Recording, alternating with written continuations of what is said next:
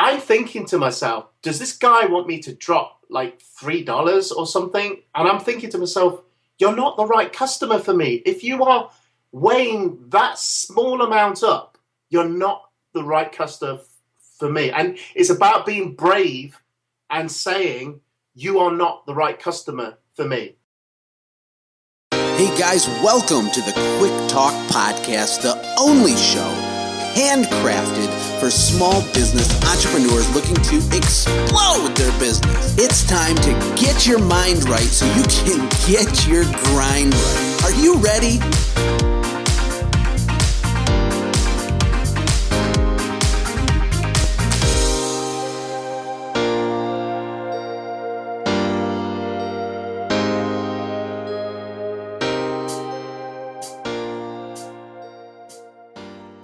Hey everybody, thank you for joining me here on the Quick Talk Podcast. My name is Joshua Latimer, and you guys already know, because I say it every time, but my job is to bring you actionable insights from some of the small business success stories all over the world. Today I'm joined by my friend from the United Kingdom, all the way across the Atlantic, Lee Burbidge, and there's a good chance many of you know who he is, because he's definitely internet famous. He's got a successful YouTube channel, he's all over the place online, he's a media guy, but he started as a cleaning business back in 1999. He's also the founder and editor of Window Cleaning Magazine, which is a very popular, the most popular cleaning magazine in our industry in the world. And there's 10 to 15,000 cleaners reading this thing every month. He's an influencer. He's a good guy, and he's my friend. Lee, how are you? How are you doing over there? How you doing, Josh? Thanks for having me today. I'm super excited to talk to you. I've been trying to track you down for some time, but you travel all over the place doing God knows what. I mean, I see you in Europe and I see you all over really, you've been a ton of places. But before we get into some of that, can you give us a little history on, how you got into the cleaning business? The market there is so different. What's your story?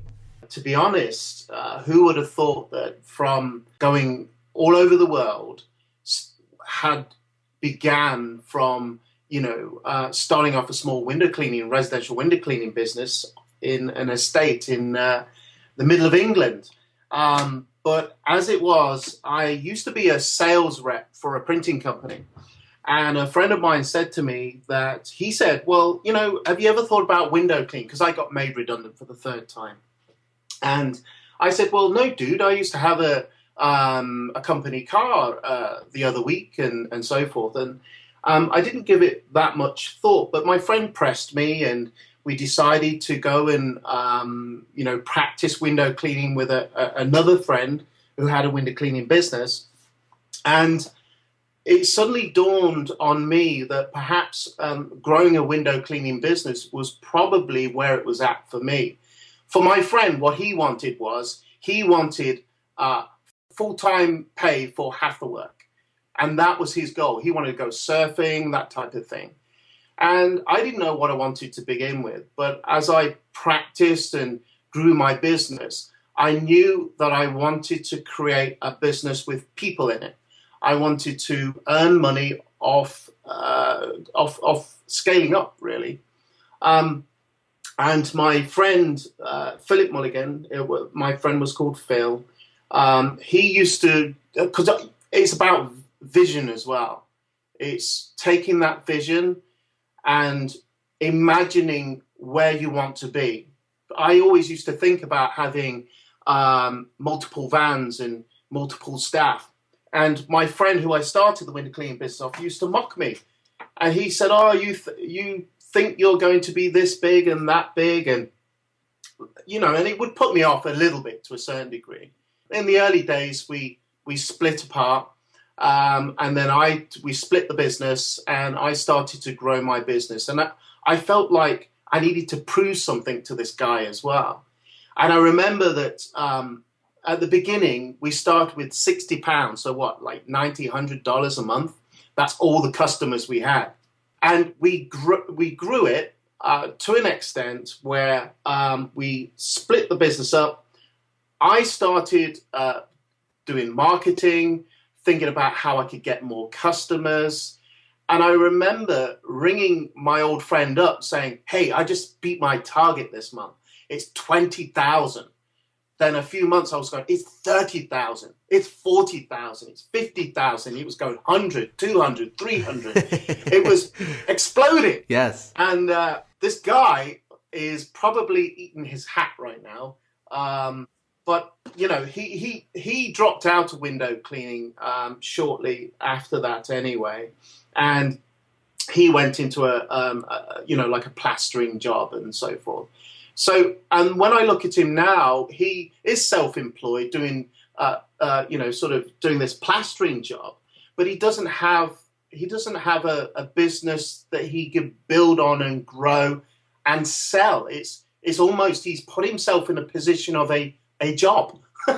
He's created himself a job, which is, you know, I can't take that away from him. He's self-sufficient. He's probably doing what he originally wanted to do in the first place, and that's like, you know, sort of get full-time money for half the time invested. You know, he's probably happy with that, you know? Absolutely. And you bring up a really good point, because there's nothing wrong with wanting to be what I've been calling them is an artisan. You want to keep it small. You want to keep it simple. Absolutely nothing wrong with that at all. But like you said, whatever your vision is for your company, we need to all move towards that. And we need to move towards it with everything we got. And for you, you had a similar vision to me. You wanted an automated system that could serve you and your family and could become an asset. I mean, for me, making an impact on employees and trying to change their lives as well. And just having a team. I've always been that guy that likes to have a team and thinks big. And whatever the case is, whoever's listening to this, I think the point Lee is making is, you know, they had two different visions for their company that were incompatible with each other. So they parted ways, and Lee, you executed on it. And I know you're a humble guy and you don't advertise the fact, but I mean, you built $1 million business in the UK from scratch. And it's an unbelievable feat, because so many people don't understand how big this market is and what's possible if you just, you know, move from step 1 to step 2 to step 3 and you put those systems into place. And speaking of that, you know, what are some of the differences over there? I know you didn't just do window cleaning, you did some office cleaning too, but in general, there's differences with the way that you guys, you know, do stuff there compared to here in the States. Yeah. You know, I'll tell you this, right? And you're going to be really happy about this, Josh. I know from my surveys and my data and through my knowledge and experience that you US window cleaners earn probably 2 to 3 times more than a UK window cleaner. Why is that? Well, the reason is because over in the US, you guys like to spend money. Well, at least your customers do. And also there's the structure is like this. In the US, your window cleaning is less frequent than in the UK. So you might spend, I don't know, you might charge $250, $300 minimum per property. Well, that's like £150, 300, you know, £150, £170 in the UK. We clean windows more frequently, and we're happy with like $15, $20. But then again, the house is smaller. You've got to imagine that we're on an island, and there's only so many houses we can build on this small island. And you're only talking, you know, 4 on the front, 2 on the side, maybe 3 on the back. You're not talking that generally with American houses. You're talking 20, 30 windows. Is that about right? Does that sound right to you? Yeah, that's probably pretty average. In fact, a lot of cleaning companies here always have that 20 window special, you know, but there's lots of, I mean, I had customers with 100 windows. People over here build monster houses. There's no doubt about that. They do. And, you know, you can, and because it's an infrequent clean, it's once a year, twice a year, 3 times if you're really, really lucky, you know, you can charge the top dollar, but you're not just doing the external window clean, which is what a window cleaner would do. You're doing the tracks, the screens, you're doing the inside windows, you know, and I had a customer call me, this guy, prospect customer, he called me, he says, do you do one-off window cleans? And I said, sure. We have a minimum call out of, this is just exterior windows, by the way, would take us, I don't know, half an hour, 40 minutes to do, I'm guessing. And and so our minimum call out is $50 if you want us to come out and do that for you. Anyway, so that job was scheduled in today. And, I like to go on the tools as well. This is something you'll learn about me. I am happiest window cleaning or video, making films for my YouTube channel, or doing my magazine, writing for my magazine and putting that together. And so this job was scheduled today, and I went and did it myself. So I went along to this job, and I started talking to the guy about how, what was your process of finding me as your window cleaner? And he says, well, he rang the first one, and they only did commercial, which is fair enough. Some companies decide to do residential or commercial. The second company turned around and said, well, we can do it, but we can't do it until the end of March. And this guy's going, well, that's no good. I'm off on my holidays, and I need it in the next week. So that was no good to him. And then he had this other company ring up, and that he rang, and he said, look, why, he says, I'd like a one-off window clean. And the guy said, it's not worth it. It's not worth it for me. And I thought to myself, how ridiculous is that? When I got to that job, I started speaking to the customer, and it was $50, but let's put it in pounds because it's easier for me to remember. It's £30 call out, and I was cleaning his windows. It took me about 40 minutes to do, and I did a really good job, and I was talking to the customer the whole time. That became a twice-a-year customer. Then the next door neighbor came out and said, hey, dude, can I have your business card? Yeah, no problem. I'll get that sorted. And before you know it, the guy that refused the job on the account that it was just a one-off clean, he wanted a monthly cycle.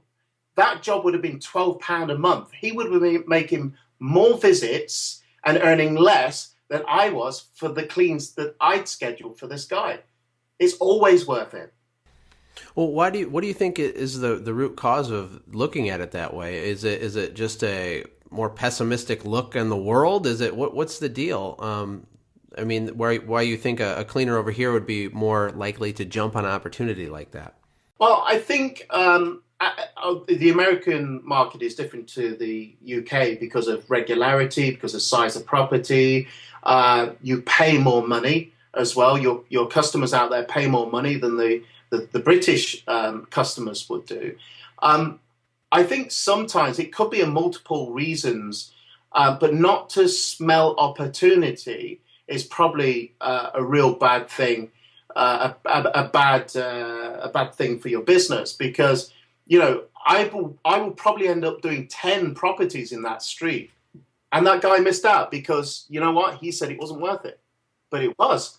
There's opportunity all around us, and all the little guys out there listening, you probably have no idea how huge your business could be if you just understood what to do and played the long game and built a real solid structure around your processes and stuff. I'm from a small town, and the town where I started my company, Lee, only had 15,000 people that lived in it.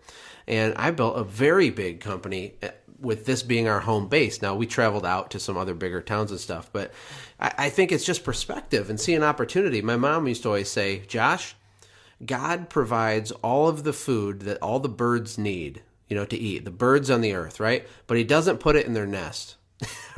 You got to go get it. You got to go get it. You got to get off your butt, stop whining and complaining, and get out there and get it. I was just about to say, and that's the crux of the matter, really. It's the difference between being switched on for your business for growth and not being switched on. Now, for all I know, the guy that said it wasn't worth it, he's probably just him and another guy, and he's just happy with that, But if he's the other guy that has 10 employees or 20 employees, then he's not thinking about his business in the right way. And it's a mindset. You go to bed thinking about your business. You're thinking about how you're going to grow it at nighttime, in the morning, when you're having your coffee, when you're eating your bagel, when you're taking a leak. You are thinking about how to grow your business and where you're going to get the customers from. And being creative is important too. Trying to be creative with your business, because it's not just you out there. You think it's just you. It's not.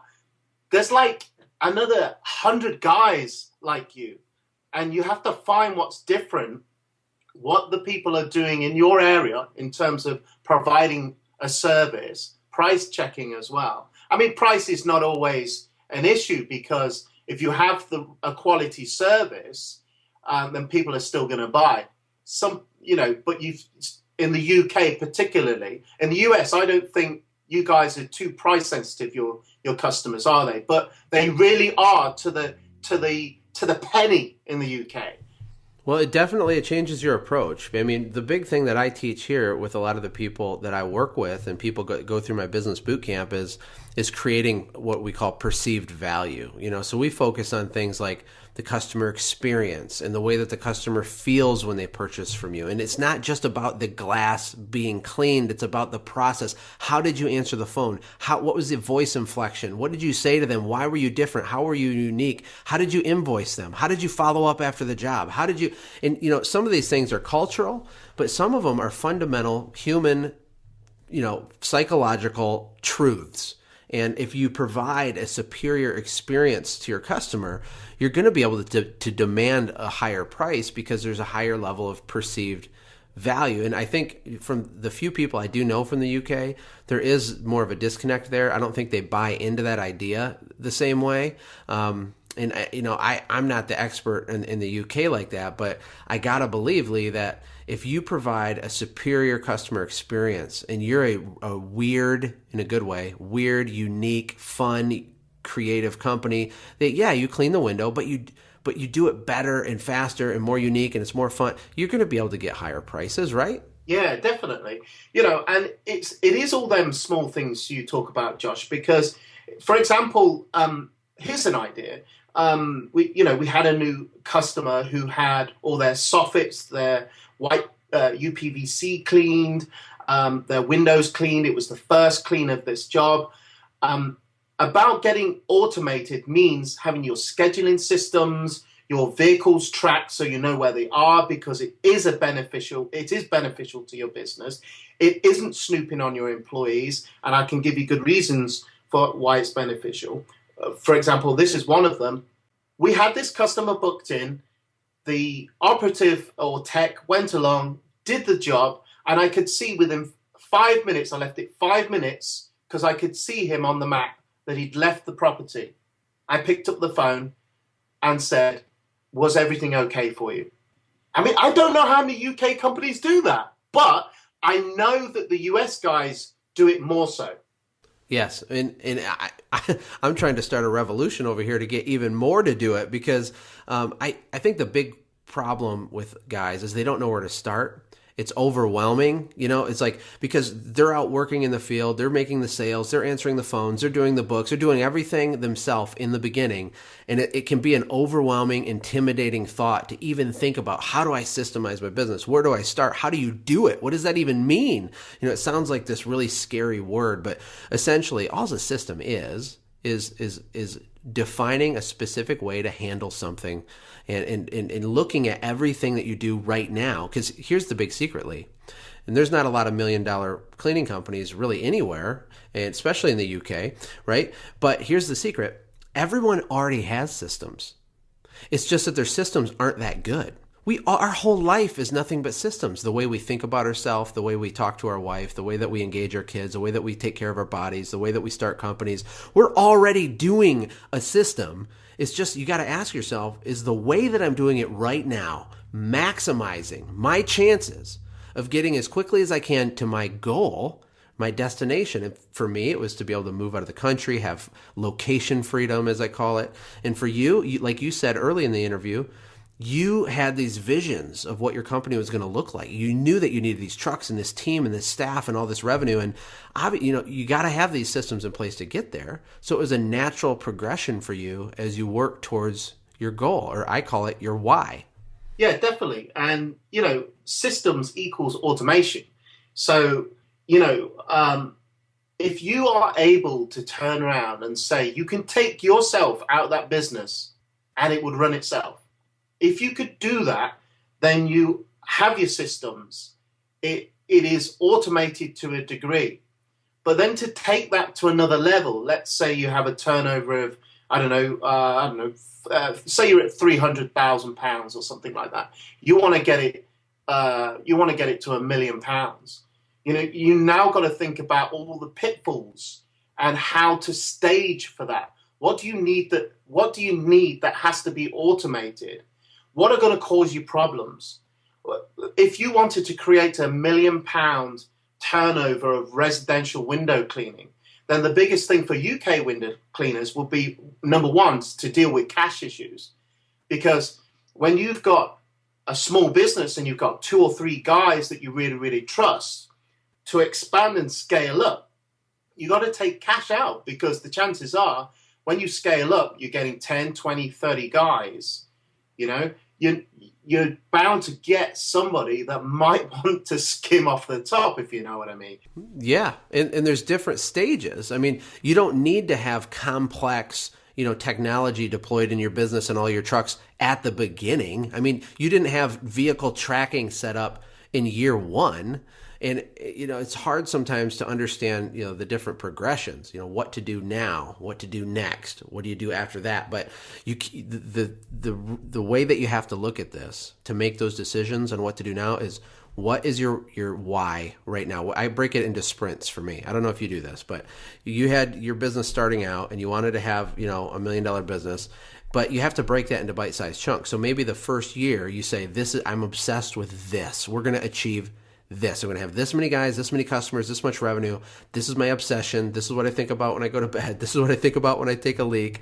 And then that's your deal. And then you recalibrate the next year and you put the next things in place that you need. Yeah. And I think a lot of people think, well, USP, unique selling point. How different can I be to the other guy? And I think to myself, you got to get creative. I mean, I'll give you an example on our residential window cleaning again. When we pick up a customer, we fully explain everything at the door. And when we do their first clean, we show them a professionally printed slip. And on there, it'll have all the payment details. It'll have our telephone numbers, free phone numbers, all of that. And then on it, we have the window, because don't forget, the UK is maintenance clean. So we don't even have to make an appointment. We just roll up to the house, get our kit out, clean the window, put a slip through the door, and we're gone. That's how we do it. And so what we do is, on the slip that we leave, we write the date, the time, and the initial of the tech, and all the payment details. And what we say to customers is, this information corresponds with the tracking devices in all of our vehicles. And their eyebrows light up, because sometimes customers don't even have the telephone number for their own window cleaner. If they wanted to cancel, I've had it a lot of times before where they said, well, you know what, we want to go with you. We're happy with the price that you've just given us, but we don't have the number. There's no accountability to some of these window cleaners. And in them instances, what I do say to them, I says, right, okay, if you want to go with our services, I'll tell you something that the window cleaner, that you can do to stop that window cleaner from cleaning your windows. Basically, put a sign in the living room window, the bottom window, saying that you've cancelled the service and you don't need their service anymore. They will not be paid. As soon as they see that, they've probably done half the window before they get to it, but they're not going to do because if you can't contact them, you can't cancel them, and you can't move, you'll have 2 window cleaners come into your property, and that's no good. And it's all about accountability. And there is sometimes in the UK well, we don't know the window cleaner, we don't know we know he lives over here somewhere. But when we come to the door, it's about trust, and it's about telling them that here's our numbers. This is my cell number if you want it. You can call me anytime. You have any problem, you can call me. If you want something doing, you have a birthday coming up, you call me. And, and giving them that reassurance that, because a lot of UK sort of customers have doubt sometimes. They say, well, you're so quick, window cleaning. We never saw you, or they get a slip through the door and the window cleaner hasn't cleaned it. These things happen, right? And so the customers are always wary about that. But we secure everything all in that one doorstop, We give them all the information. Well, it's a system, and you're creating a lot of perceived value. So, let's say that you have a price that's slightly higher than the other guy. The other guy rolls up in a beaten down car, and he's kind of wearing regular clothes, and he writes the price on this little junky business card, and he, has the junky equipment. A lot of this stuff is psychological, but if your price is slightly higher, but they get the experience that you just laid out, it's worth it, not because it's not just about price, it's about value, right? So I tell you, Lee, I have a great opportunity for you to buy a car. It's only $5,000. And you say, well, I don't really need a car. And I tell you, well, Lee, you need to buy this car. The point is that you need to know what do you get for that $5,000. So even though $5,000 might be more than you wanted to spend on a car, what if I told you it was a Ferrari, a brand new 2015 Ferrari, right? So obviously, if your service feels to the customer like a Ferrari, and you're slightly more expensive than the guy who feels like a really junky old car, right? They're going to go with you every time because it's a better value. Things with higher prices still can have better value. And people, the right types of customers, buy on value. And we don't want businesses full of customers that only care about the price only anyway. It's about targeting your customers. You have to pick the right customer for your business. Now, in the UK, some window cleaners like dealing with old ladies in their bungalow houses. They're 60, 70, 80, and they always pay cash. They don't use the internet, all of that sort of thing. Now, that sort of customer that's not my customer. I don't want to deal with this cash thing. I don't want that. You can't scale up with that. You're still stuck collecting money. You have to pick the right customer for you. And if we did an estimate for somebody, and we said, look, okay, that's going to be $30. They says, well, we got an estimate for $25, or let's say $28 or something like this, something ridiculous.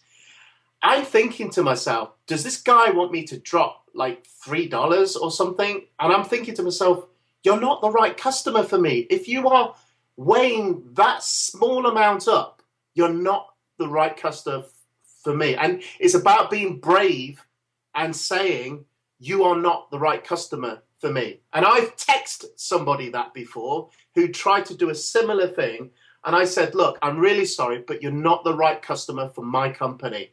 And she got a little upset, and I got a little abuse, but I stuck to what my target customer, what I wanted my target customer to be. Yeah, well, sometimes we forget how to say no, and we can't be all things to all people, right? You need to be, I heard this last night on a podcast I was listening to, but we need to be an inch wide and a mile deep in our niche. And what that means is you don't have to be the best commercial in floor cleaning and janitorial and lawn cleanup, and doing all these services for all these different types of people is a recipe for disaster. Instead, you need to be a specialist. And you need to have a certain type of customer that you serve at a very high level. And that's how you maximize the price and the profitability for your business, is by being an inch wide but a mile deep. Serving them at a high level, having all kinds of customer experience things built into your processes. And when you're really small and you're hungry, it's really easy to say yes to everything. I know that I did in the early days. And as an example for our listeners, I'll tell you what our crews were trained to say to people when we'd get a price objection. When we were at the house, my sales manager would say something along the lines of this. And this is off the top of my head. I'm a little rusty, but here goes. If a customer would say, Josh, the other company is $200 and you're $300, this is exactly what we'd say. Mary, I appreciate that. And let me step back 1 minute, Mary, and I want to give you just an overview of kind of how we do business, because we do business a little bit different than everybody else. And I want to make sure that we're a good fit for you. First of all, Mary, we provide a very high level of service. And that's not just the way that we're going to clean for you. It's the way that we answer the phone, the way that our technicians are dressed, the way that they're background checked. They're all adult professionals who are paid a living wage. And, doing business like that, it costs a little bit more, but we feel it's worth it. And that's how we've decided to build our company. And I understand if that's not a perfect fit for you. And you're right. We're not the lowest price, Mary, but we are the best value. And that's why. And that was a script. And it works like a charm because you're just logically laying out, there's a difference between price and value. And you leave it in their hands. They're going to see that you're genuine. They're going to see that perhaps most of the time they're going to see, well, maybe this guy's got something here. Are you looking for a simple way to get more sales, more referrals, and strengthen your customer loyalty? Look no further than sendjim.com. It was handcrafted for you as a powerful tool that will automate your follow-ups after the sale.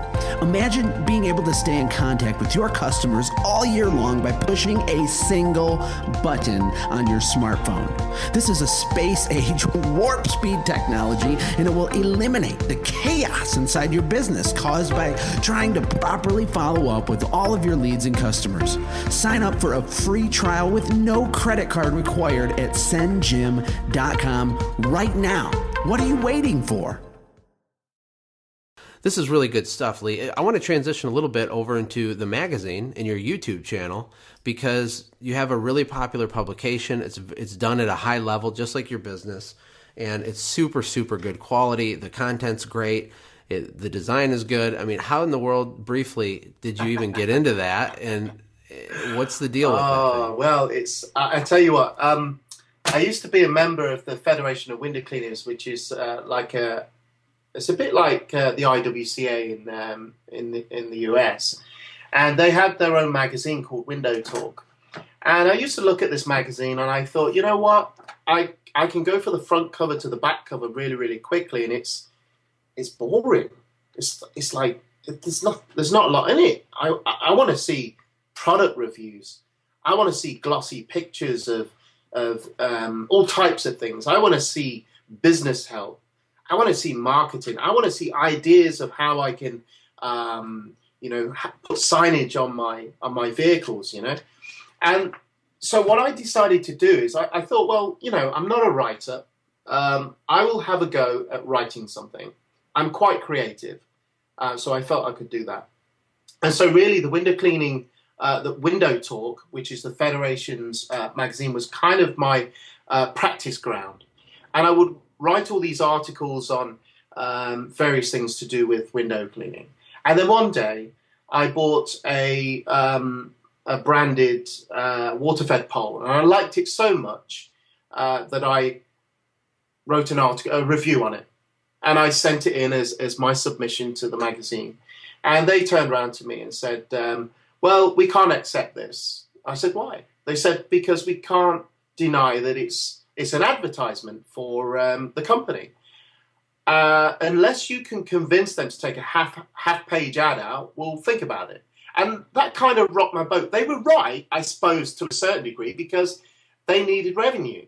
But it kind of put me out because I felt that I knew that people might want to read that type of thing, and I wasn't doing it in any way to advertise the brand. So what I did was I submitted another article and decided I'd do the research to see how I could create a magazine. And I thought, well, the easiest way to do this would be to make it online. And the beauty about it being online was that any hyperlinks or adverts placed within the ad, the reader would just have to click onto it and go straight to whichever website that was linked to.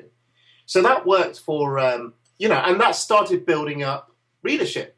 I started, I think it was October 2011, was it? Something like that.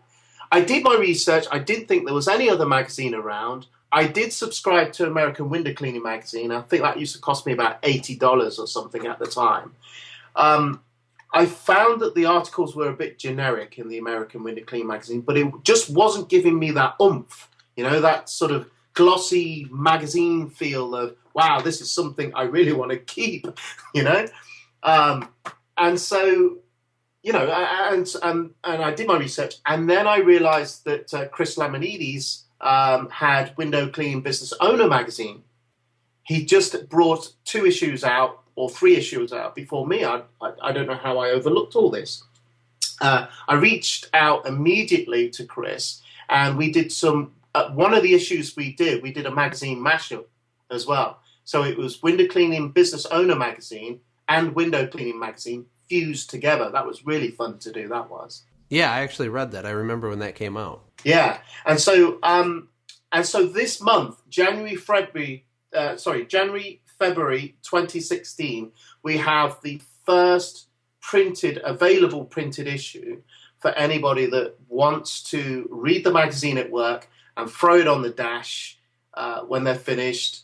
And to come this far and to believe, you know what, Josh? I started out on a council estate, right? I started out on a council estate, and I had the cleanest back door in the estate when I was practicing window cleaning. I used to do the straight pulls. That's how I started out, right? Doing the straight pulls. There's nothing wrong with straight pulls, nothing at all. And that's how I would do them. And you remember the story about Philip Mulligan and starting my business up with the other guy, my friend? Well, he used to do it the same way. And to get more experience, I fibbed. I lied. I saw an advert for window cleaner, and I made out to the guy, I've been window cleaning for years and years, and I'm really professional. And it was a good hourly rate he was going to pay. And I went along to this job, and I remember the first house residential property we went to, his ladder was at the side of me, and I started this side door which had glass in it, and I started doing straight pulls. He was halfway up the ladder, then came back down and said, "You're not," in colourful language, "doing it that way." And quite quickly, I had to learn to fan there and then on that day. So to come from them humble beginnings of window cleaning, who would have thought that I make a magazine which I enjoy reading myself and putting together, but it also takes me around the world. I get to see like amazing people. Yeah, you travel all over the place. I mean, you shoot a lot of videos in the States, and I'm sure all over different places in Europe. Yeah, for example, we have, I'm doing some filming in Amsterdam at the ISSA Interclean. That will be fun. Steve Blythe of J. Racenstein. We do a segment called Booth Talk, and basically, essentially what it is, we find a booth that's window cleaning related, and we get them to explain any new products they've got. Sometimes we have a host, and that host for the ISSA is going to be Steve Blythe, so we're very grateful for him getting involved in that. And then, of course, there's other companies that just call me out of the blue, and some products I can't even mention right now, but there's stuff coming out of Europe. I've got to make several trips, and some of these products are gonna change things for window cleaners. It's just exciting. I mean, people ask me, what do you do? And if I go to, like a convention or something like that, and I just say I'm a window cleaner. I'm a window cleaner like you, dude. But, that's not to take away the CEO mentality. You could still be at the top of the tree of 40 guys, okay, and run a company. And if you feel like you want to say you're a window cleaner, and you got a $5 million company, but if you just want to say you're a window cleaner, that's allowed. That's okay. No, it's actually more fun the bigger your company gets. I that's what I would always say too, because sometimes you don't want to just explain your whole life history and unpack everything. So someone asks you what you do, I would say, I clean windows. And that's all I'd say. My wife would roll her eyes, because I had all this other projects going on and all these things. But the bottom line is that we all want to build companies that get us to our individual why. And whether that's spending more time with the family or it's building an empire that you're the king of, whatever the case is, that's what I like to help people do. That's what your magazine's all about, is helping us educate ourselves and arm ourselves with the information we need from not only people who have done it, but all the industry news and the stuff that's out there. That's what I appreciate the most about your magazine and your YouTube channel. I know, guys, if you want to connect with Lee, you can just Google his name, Lee Burbidge. It's in the show notes, Burbidge, and he comes right up at the top. He's a lot of videos, a lot of content out there. The magazine itself, tell me if this is right, it's windowcleaningmagazine.co.uk. Is that correct? Yeah, that's correct, yeah, .co.uk. Yeah, we'll put that in the show notes as well. I just appreciate you taking the time. You have a very interesting story. You started with humble beginnings, just like I did, built a monster. Now you get to do what you love, travel the world, do media, make magazines, and you're just a fun guy. I know you're a family guy like I am. I appreciate that. And is there any final parting thoughts you want to add to the show? I think vision is very important. You need to visualize where you want to be and write it down on a piece of paper and put it away and get the piece of paper out and look at it again, your goals, where you want to be, and realize them goals. You will, if you think and imagine yourself there, I promise you, you will be there. I agree 100%. That's good words of wisdom, guys. Thank everybody for joining me and Lee today. And Lee, have a great day. I hope you're not too cold over there while I'm in sunny Costa Rica. Thank you, Josh. Hey, thanks for hanging out, friends. And from all of us here at the Quick Talk Podcast team, we hope you loved today's show. We hope that you were inspired to become a doer and not just a listener. Apply what you've heard today in your own business and watch things change for the better. Lastly, remember that all the money in the world can't save your soul. Seek first the kingdom of God, my friends. We'll see you next time. For more information about the Quick Talk Podcast or Joshua's other businesses, visit our website, quicktalkpodcast.com. Have a blessed day.